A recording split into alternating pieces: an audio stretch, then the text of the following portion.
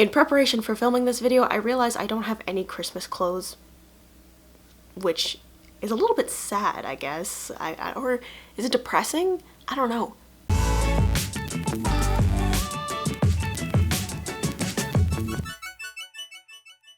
Well, December just kind of popped out of nowhere. Hi everyone, welcome to my YouTube channel where I'm going to be talking about a Hallmark movie today. We're not reviewing Hallmark movies, that's not what we're doing, but what I am talking about is Hallmark movies in general. If you're completely new to this channel, consider subscribing to this channel so that you will get to know more things like what I'm saying right now. You can also check out my videos. If you hit the bell notification, you'll be one of the first people to know when I upload a new video. So consider doing those two things. And let's get started with the video. I'm actually really excited for this. It's been a while since I've touched on Hallmark movies. It's been like 2 years, I want to say. So if we're going to talk about Hallmark movies, we gotta start with the target audience. We gotta remember who exactly is this kind of movie demographic targeting. I hope I'm not offending anybody when I say that the target is middle-aged women who are household wives. I hope that's not demeaning. I don't really mean it to be demeaning at all, but it's just kind of how the demographic works and how the numbers are looking. You know, middle-aged stay-at-home women, or even like people who are older and they really like Hallmark movies. There is a demographic for it, and it is middle-aged stay-at-home women. Now that the pandemic has rendered everyone to a constant state of isolation, I'm actually really curious to know and to figure out if those numbers have changed at all in terms of demographics. Because everybody's staying at home and doing nothing, Hallmark is a viable option. So the reason why this video is a part 2 is because I've already done a Hallmark movie reenactment where I just basically tell a whole Hallmark story that probably exists somewhere, but you know, to me, I just made it up at that point. And if you want to check that out, you can check in the cards up above or in the description box down below. It's really funny. I think it is. It's comedy, the height of comedy. I think it's fun, so if you want to check that out, they'll be in the cards and in the description box down below. Before I start the actual meat of this video, I wanted to tell you guys about the nostalgia wars that is still happening. Episode 1 of the first match of trivia, it's 2nd Street Marvel versus Stuff of Legends show. The fight is intense. It's actually really cool, so if you want to check that out, check it out in the cards up above or in the description down below. I'll have Nerdy Blurb TV, their channel, and then the link to that video down below in the description box. It's really cool. I've participated in it. My match is not yet aired, so just stay tuned for that. Okay, so let's dig a little bit deeper into the Hallmark psyche, as it were. I don't know if you've noticed this in Hallmark movies, but most Hallmark movies, if not all, are told by the female perspective. So that means that most of the appeal lies in the attractiveness of the male lead. I've watched my fair share of Hallmark movies. I'm sure everybody who's watching this has seen at least 5 this season. And I don't know about you guys, but like the attractiveness scale is from attractive to unremarkable, but they all have basically the same look. Most of them that are brown hair, taller, muscular, athletic build sort of idea. Clean shaven, I don't know what else to say. They're getting into the more rugged mountain man look with the beards and such, but for right now it's mostly clean shaven men. So because a Hallmark movie is told from a female perspective, that also means that the male lead has to be attractive, and it's important to have a guy who is interesting at least 50% of the time. This is kind of turning into a slam, but I'm really not slamming the men who do Hallmark movies. I'm just saying that from my perspective, they're like 50% of them are attractive and 50% are unremarkable. And the majority of them are all decently attractive and all white. This is how people make their living, so I'm not really trying to slam the genre or, you know, the people involved in making them.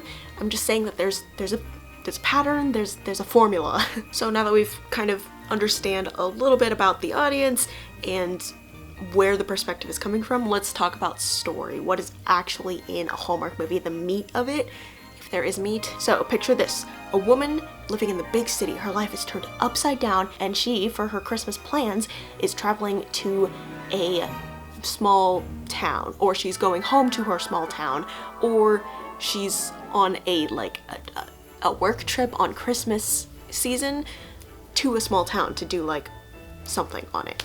She's an interior decorator, she's a reporter, she's like any of those roles. And this small town loves Christmas. I mean, like, Christmas is like their livelihood. Like, their entire town is Candy Cane Lane, if Candy Cane Lane had less lights and more wood involved. And in this small town, she finds the solution to all of her life problems that she had in the big city in 1 week, maximum of 1 week. So that's the general, like, layout of the plot.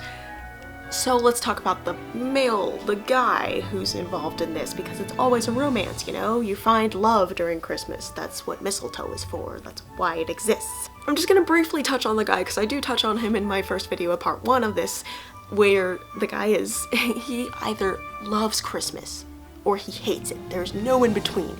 There's just something about Christmas that he just either loves or hates. And so vice versa, the female lead either loves or hates Christmas to kind of balance out the scales of the movie's platform and formatting. I don't know, he could have had something that important to him happen on Christmas Day, like he was gonna propose to this one woman and she turned down on Christmas Eve and that ruined Christmas for him. Or as a kid, he never really celebrated Christmas and his dad was like abusive or an alcoholic or something like that, and he just hates Christmas because Christmas was never a celebration. It was just when his dad was always home and, you know, ready to keep the abuse going. But any number of those things. There could even be something like he had a bad sandwich on Christmas Day and that ruins Christmas for him. More often than not, the guy hates Christmas. But I've also seen the opposite happen, where the guy loves Christmas, and it's the girl who actually doesn't like Christmas. Like, she just, it's like, oh, the holiday season is so busy, there's always traffic, people are always shouting in stores, like the sales are through the roof, but I can never get anything in my size. That kind of thing. And then the guy's like, oh, but the Christmas spirit, all the holiday festivities, the apple cider, the hot chocolate, the eggnog, what other drinks and foods are there in Christmas? I don't know. There's always a funny story about fruitcake, like that kind of thing is what the guy loves. And I've seen that happen more than the guy hating Christmas, but they both happen, don't get me wrong. So moving on, no matter what, there's always one parent. It's always one parent that's missing from the equation. It's either in the female lead's life or in the male lead's life. Again, his mom could have died around Christmas, or her dad loved Christmas, but he passed away like on Christmas Eve before they were able to celebrate their last Christmas with him. There's always one parent that's gone or divorced or dead. Like, it just is a thing. It's a unlocking of a tragic backstory is when you talk about your family. Speaking of family, there's always a child involved somehow. It could be an orphan, the guy could have a kid, or she could have like a niece or something, and that child is what brings the two of them together at some point.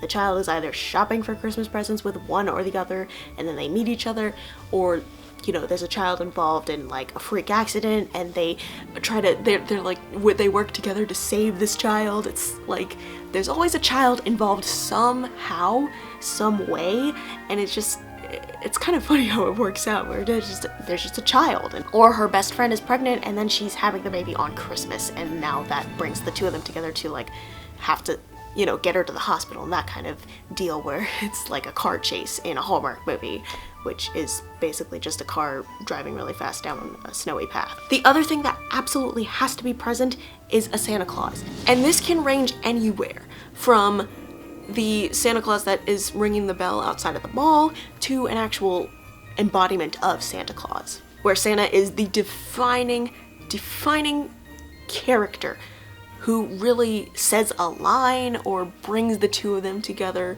in some way or form. Like, she will be walking down the street and she'll be having the worst day of her life. Her travel plans were just bombed, her taxi arrived late, and she can't find her hotel with no phone service, and she sits down on a bench and there's a guy that looks kind of like Santa Claus, and he says something like, oh, the path will come to you, and then the guy comes and like ice skates into her and they fall, and she's like, ah, great, and that's how they meet. So we've talked about the characters and the defining elements of a Hallmark movie, but what about the setting? And I mentioned this just briefly, but it always has to be a small town.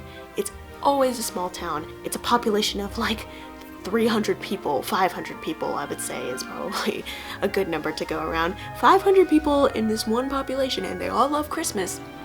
And Yeah, like it always has to be a small town. It can never be the big city where you have a Hallmark movie. It's just, it's not there. It doesn't happen. Actually, I will scratch that because I do remember seeing a Hallmark movie that was set in the city, but she was a baker and he was a businessman, and it was just kind of interesting. Oh, I found a new Hallmark title, The Baker and the Businessman. There we go. But here's a little financial reason why they shoot in small towns. It's because it's cheaper to rent out a small town than to rent out a huge thing in a big city. That's just a little hint of what actually happens behind the scenes in Hollywood. But the climax of the entire plot, the entire movie, has to end on this huge high note. And it's always the big event that the entire town is planning. It's either a Christmas tree lighting ceremony, a bake-off, or it's like, it's actually Christmas Day, and it's just, everything comes to a point where like everything needs to happen within this like 2-hour time span, and they have like 20 minutes to finish the end of the movie, and so it's just high intensity and high risk. But always at the end, always at the end of the movie, there is the kiss, where they embrace and lock each other in their arms and just have a kiss. And there are 15 different angles of this kiss. Like, it lasts for about 2 minutes, this kiss. There's the angle from the side, angle from the other side, angle from like up above, and then there's the swooping angle that goes around in like this twirling fashion on a drone. It's hilarious how long this kiss lasts. So that is how you create the perfect Hallmark movie. All of those elements combined make a great Hallmark movie, also with the elements that I said in my other video, but this one is a little bit more in-depth and analysis of what it is to make a Hallmark movie. So question of the week is going to be, would you rather live in a small town or big city? For me, I'm gonna let you know in my answers down below in the comment section. Don't forget to like this video, it actually really helps me out on my channel. 2020 is coming to an end, and I'm so grateful for everybody who has been a part of my channel for this last year. As always, thank you guys so much for watching. Have a great random Thursday, and I will see you on the other side of the screen.